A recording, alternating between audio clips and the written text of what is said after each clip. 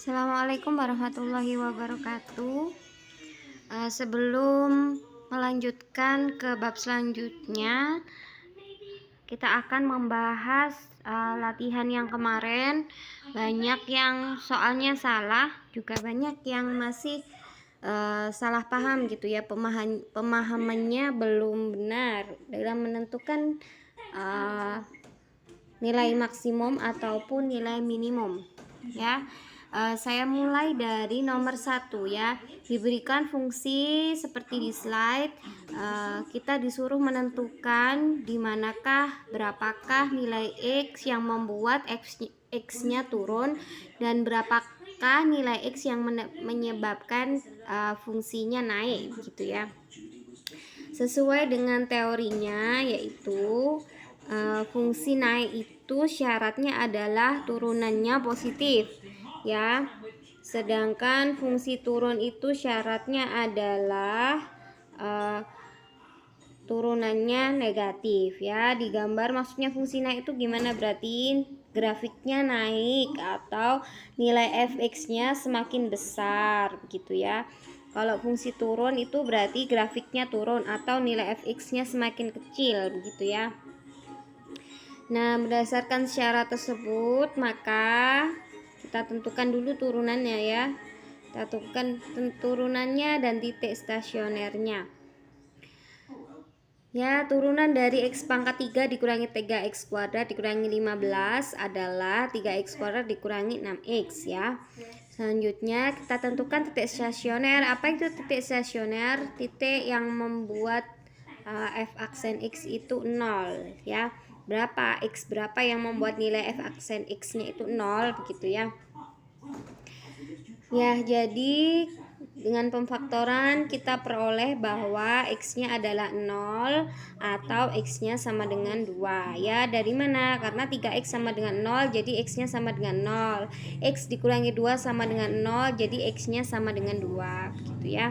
Kita gambar dulu garis bilangannya, kemudian kita ambil salah satu titik uji, entah di sebelah kanannya 2, sebelumnya 2, atau sebelumnya 0, terserah. Saya pilih titik uji antara 0 dan 2, yaitu 1 ya. Saya inputkan ke dalam nilai f aksen X. Ternyata nilainya adalah min 3 atau negatif, sehingga tandanya adalah negatif antara 0 sampai 2. Nah, kalau di tengah ini negatif berarti sebelah kanan dan kirinya dapat dipastikan dia adalah positif, sehingga dapat kita ambil kesimpulan bahwa fungsi ini naik atau bernilai positif ketika pada X dalam interval min tak hingga sampai 0 dan 2 sampai tak hingga.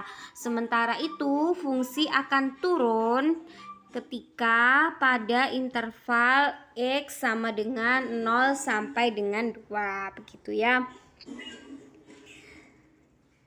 Nah, begitu. Selanjutnya kita lanjutkan pada nomor 2. Kita disuruh menentukan nilai minimum dari fungsi tersebut pada interval min 3 sampai dengan 4.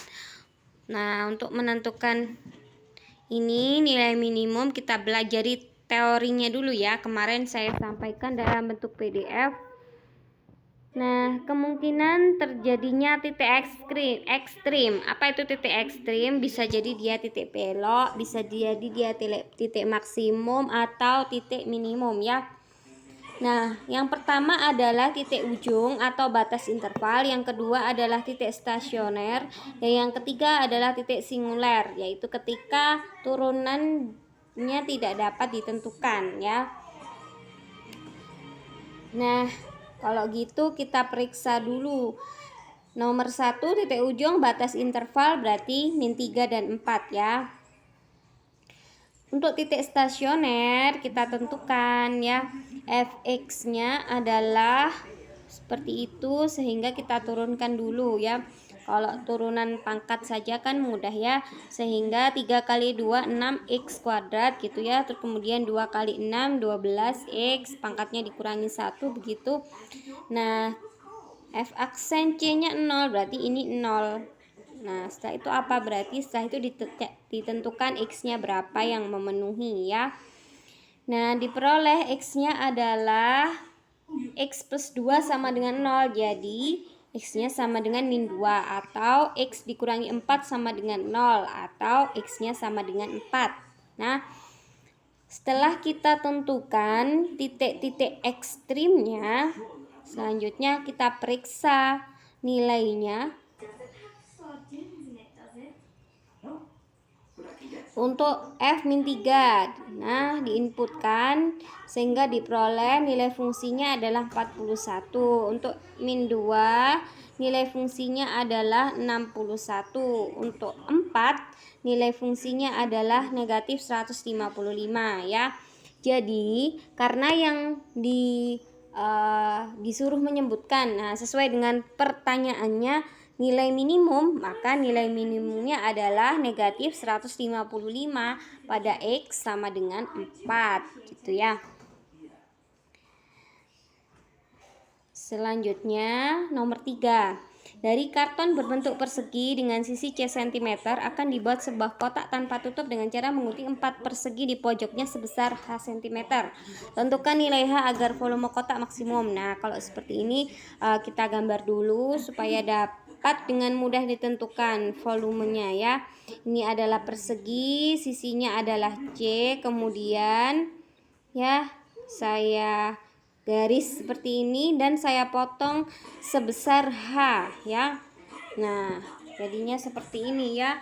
Ini seperti kerangka balok ya. Nah, kalau sudah seperti ini berarti sisinya dapat kita tentukan ya. Jadi panjang tambah panjang sama dengan lebar, yaitu C dikurangi 2H yang dipotong ya. Sebelah sini itu H, sebelah sana H. Jadi C dikurangi 2H itu panjang dan lebarnya. Sama yang ini maupun ini sama ya. Kemudian tingginya berarti tinggi baloknya adalah H. Ini sebagai tingginya. Kita bentuk fungsi volumenya begitu ya. Volume sama dengan panjang kali lebar kali tinggi ya. Sehingga C dikurangi 2H kali C dikurangi 2H dikalikan dengan H. Nah, kita operasikan sampai diperoleh fungsi V-nya ya. Untuk menentukan nilai maksimum tadi seperti sebelumnya, kita tentukan dulu titik stasionernya. Gimana cara menentukan titik stasioner? Kita tentukan dulu turunannya gitu ya. Sehingga F aksen H ya diturunkan terhadap H ya. Berarti di sini yang menjadi X adalah H, diperoleh C kuadrat dikurangi 8CH ditambah 12H kuadrat.